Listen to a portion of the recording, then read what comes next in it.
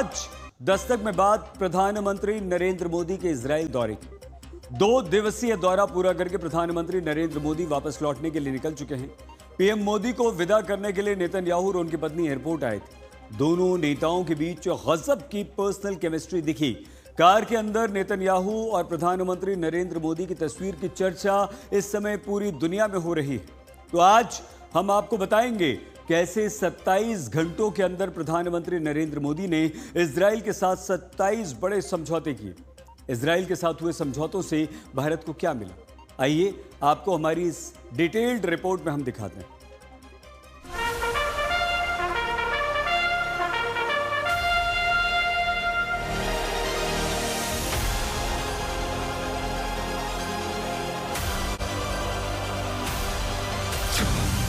PM Modi के 27 घंटे और 27 बड़े फैसले।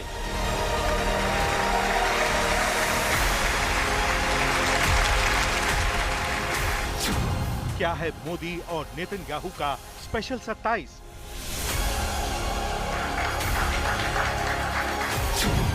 साइंस से स्पेस तक, हथियार से एआई तक।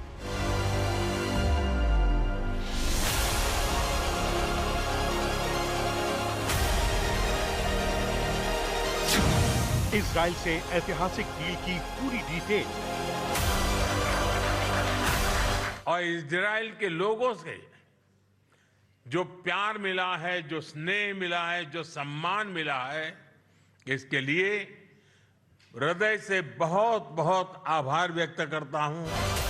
पीएम मोदी को इजराइल की संसद का सर्वोच्च सम्मान speaker of the Knesset medal दिया गया। मोदी इजरायली संसद नेसेट को संबोधित करने वाले पहले भारतीय प्रधानमंत्री बने। मोदी ने यरूशलेम में होलोकॉस्ट मेमोरियल याद वाशेम में श्रद्धांजलि दी। मोदी और इजरायली पीएम नेतन्याहू के साथ हुई द्विपक्षीय मीटिंग में दोनों देशों के बीच 27 बड़े फैसले हुए। हमारे संबंध गहरे विश्वास, साझा लोकतांत्रिक मूल्यों और मानवीय संवेदनाओं की मजबूत आधारशिला पर आधारित है, उस पर स्थापित है। हमारे रिश्ते समय की हर कसौटी पर खरे उतरे हैं। सबसे पहले सरल शब्दों में समझिए पीएम मोदी के इजराइल दौरे और दोनों मुल्कों के बीच हुए 27 समझौतों से भारत को क्या मिला। नंबर 1, भारत में नया साइबर सिक्योरिटी सेंटर बनाने में इजराइल मदद करेगा। साइबर सिक्योरिटी सेंटर से साइबर अटैक को रोकने और नेटवर्क से लेकर सिस्टम की निगरानी में मदद मिलेगी। नंबर 2, भारत के गांव और शहरों के स्कूलों तक एआई वाली पढ़ाई पहुंचाने में इजरायली टेक्नोलॉजी का इस्तेमाल होगा। नंबर 3, भारत में इजराइल एग्रीकल्चरल इनोवेशन सेंटर बनाएगा। इनोवेशन सेंटर फसल का प्रोडक्शन बढ़ाने और टेक्नोलॉजी बेस्ड खेती से किसानों की इनकम बढ़ाने में मदद करेगा। नंबर 4, आधुनिक drone, missile, air defence system, robotics की तकनीक भारत के साथ इजराइल साझा करेगा। नंबर 5, भारत का यूपीआई अब इजराइल में भी चलेगा और जल्द भारत इजराइल के बीच फ्री ट्रेड एग्रीमेंट होगा। आज हमने अपनी टाइम टेस्टेड साझेदारी को स्पेशल स्ट्रेटेजिक पार्टनरशिप का दर्जा देने का ऐतिहासिक निर्णय लिया है। यह निर्णय दोनों देशों के लोगों की आकांक्षाओं का प्रतिबिंब है। इससे इजरायली टेक्नोलॉजी भारत के गांव-गांव तक पहुंचेगी और लाखों किसानों की आय और उत्पादकता में बहुत बढ़ोतरी होगी। हम मिलकर फ्यूचर रेडी फार्मिंग सॉल्यूशंस भी विकसित करेंगे।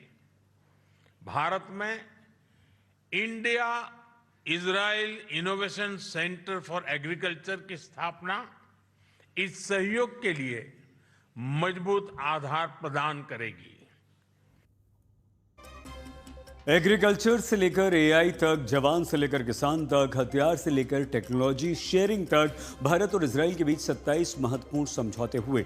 ये समझौते प्रधानमंत्री नरेंद्र मोदी और बेंजामिन नेतन्याहू की पर्सनल केमिस्ट्री का परिणाम है। भारत के लिए इजराइल टाइम टेस्टेड पार्टनर है और दोनों देशों के मजबूत रिश्तों के पीछे एक गजब का संयोग है।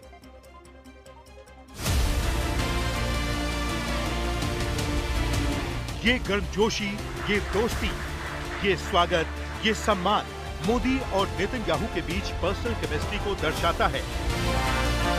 9 वर्ष पहले मुझे इजरायल की यात्रा करने वाले पहले भारतीय प्रधानमंत्री बनने का सौभाग्य मिला था।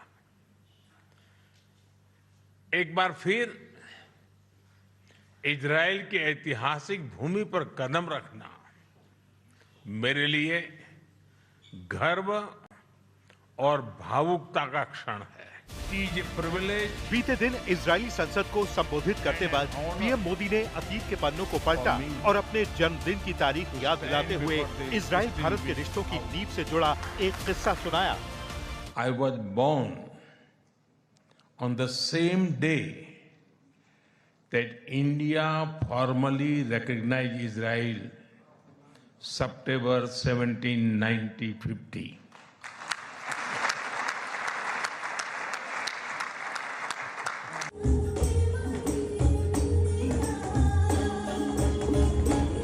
पीएम मोदी के लिए इजराइल स्पेशल है। नेतन्याहू के लिए भी भारतीय संस्कृति बहुत खास है। नेतन्याहू ने बताया कि शादी से पहले पत्नी सारा से उनकी मुलाकात एक भारतीय रेस्तरां में हुई थी। यानी निजी जीवन में भी नेतन्याहू के लिए भारत बहुत स्पेशल है। I don't know if I told you this, Narendra, but I owe India a great personal debt. You see, when I met Sarah for the first time, I think our first or second date was in an Indian restaurant in Tel Aviv. It was Rina Pashkarna. And I have to tell you,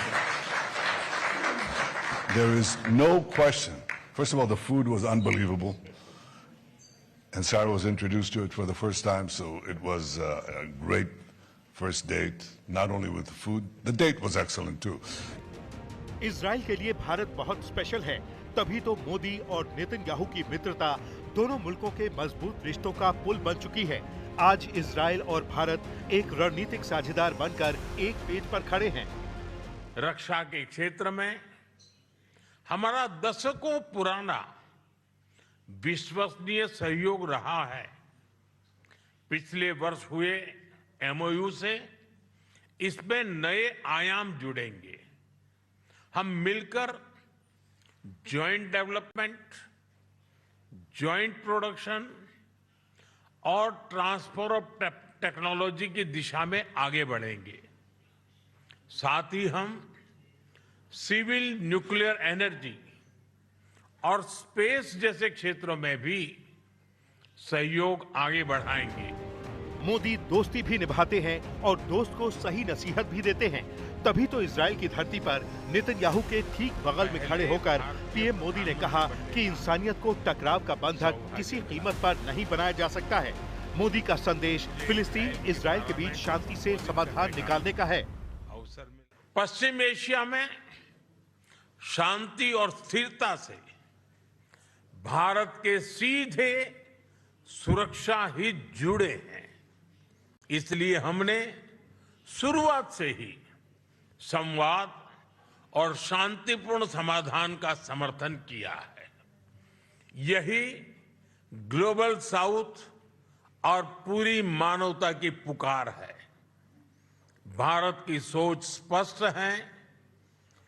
humanity must never become a victim of conflict. Gaza peace plan से शांति का एक रास्ता बना है। आपको याद होगा एससीओ की बैठक के दौरान भी यूक्रेन रूस युद्ध के बीच भी जब पुतिन से मुलाकात हुई थी, तब प्रधानमंत्री मोदी ने यही कहा था कि भारत युद्ध नहीं, संवाद और शांति का पक्षधर है। यही है भारत की संतुलन वाली कूटनीति। अब ये बात इतिहास में दर्ज हो गई कि पीएम मोदी इजराइल और फिलिस्तीन दोनों से सर्वोच्च सम्मान पाने वाले दुनिया के चुनिंदा नेता हैं। इजराइल जाने से पहले बीते कुछ महीनों में मोदी पश्चिम एशिया के तमाम मुल्कों का दौरा कर चुके हैं। भारत I2U2 ग्रुप यानी भारत, अमेरिका, यूएई, और इजराइल कई क्षेत्र में मिलकर काम कर रहे हैं। तो वहीं IMEC मतलब India middle east Europe economic corridor के जरिए आर्थिक मोर्चे पर आपसी साझेदारी बढ़ाने की दिशा में आगे बढ़ रहा है। इतना ही नहीं, गाजा पीस समझौते का समर्थन करके भारत ने फिलिस्तीन और इजराइल के बीच शांति का समर्थन किया है, जबकि आतंकवाद के खिलाफ वैश्विक लड़ाई पर पूरा जोर है। भारत और इजराइल पूरी तरह से स्पष्ट है कि आतंकवाद का दुनिया में कोई स्थान नहीं है। किसी भी रूप में, किसी भी अभिव्यक्ति में आतंकवाद को स्वीकार नहीं किया जा सकता। हम कंधे से कंधा मिलाकर आतंकवाद और उनके समर्थकों का विरोध करते रहे हैं और आगे भी करते रहेंगे।